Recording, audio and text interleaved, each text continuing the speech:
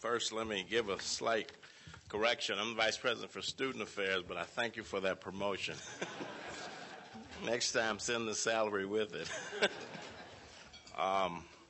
Let me say I'm dressed this way not because I didn't get the memo, but because I have come from an equally diverse gathering, the U of H Alumni Banquet, and I'll have to rush off after these remarks back to that event since I'm hosting a table there.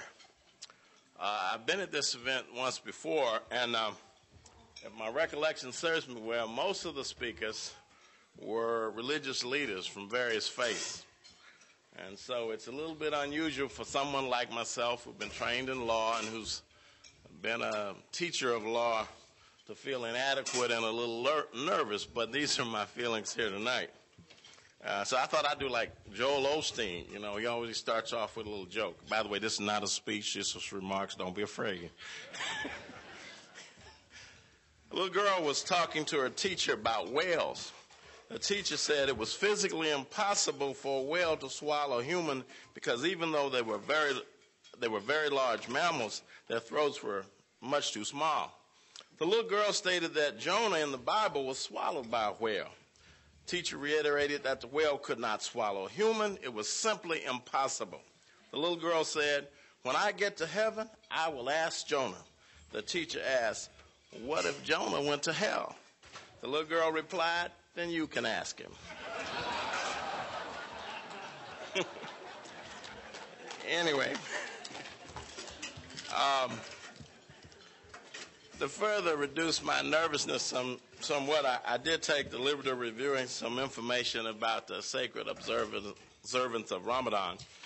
And of course, I learned it has 3 10-day parts: the fasting and introspection, prayers, and purity of thought are all elements of this sacred observance, followed at the end by the holiday of breaking the feast. And brushing up on these basics, I thought about why I had to refresh my memory, particularly when there are so many Muslim students at the University of Houston main campus. We have hundreds of students from Pakistan, Indonesia, India, Turkey, and elsewhere who are Muslim. Indeed, the largest student group using our religious center at the University of Houston is the Muslim Student Organization. The Religion Center is in my division, and it has been my pleasure to make sure that these students have been accommodated, though the center was founded by a coalition of Christian faiths. In pursuing that goal, we modified the plumbing to create a wudu for the washing of feet. We also found additional space so that the Muslim females could pray in a separate room from the men. We also built cubicles. I don't know how many. I think it was 200 or 300 along a wall for shoes and book bags for the convenience of those praying. More recently, we had received a request from a group of Muslim female students who wanted to swim in private in our state-of-the-art swimming pool. Now, being a public college, we have to check with General Counsel to see if the state and federal laws will allow us to be sensitive to this request. We haven't got an answer back, but we're approaching it with the idea that we hope that there will. And those of you in government know how odd sometimes these things can come out. Common sense does not necessarily prevail sometimes, but we shall see. All of these things are well and good, but I still have the sense sometimes as I walk around campus that the Muslim and non-Muslim students don't know enough about each other. I know that the fellowship of human beings is more important than the fellowship of race, class, and gender in a democratic society. I also know that we need to teach our students not to acquiesce to racial, ethnic, or gender or religious jokes or any practices that tends to demean another human being. I know that in this country we tend to think that democracy is a concept that is universally good. But contemporary American democracy is different from European democracy, in part due to the historical and religious roots, and one can expect that a democracy in the Middle East and Asia might have even greater differences.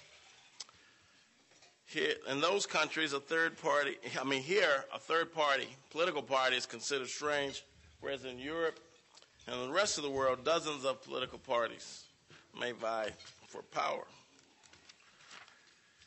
If we're to have peace in this world, we will probably have to move beyond tolerance, move even beyond the accommodations, such as the pool, and actually embrace dialogue so that we can have real understanding.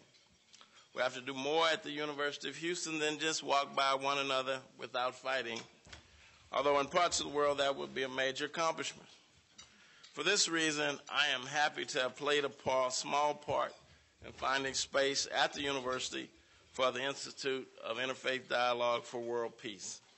I look forward to the dialogue sponsored by this entity, and I look forward to the knowledge and understanding that will flow from these dialogues. And just maybe down the world, I look forward to more peace. Thank you very much.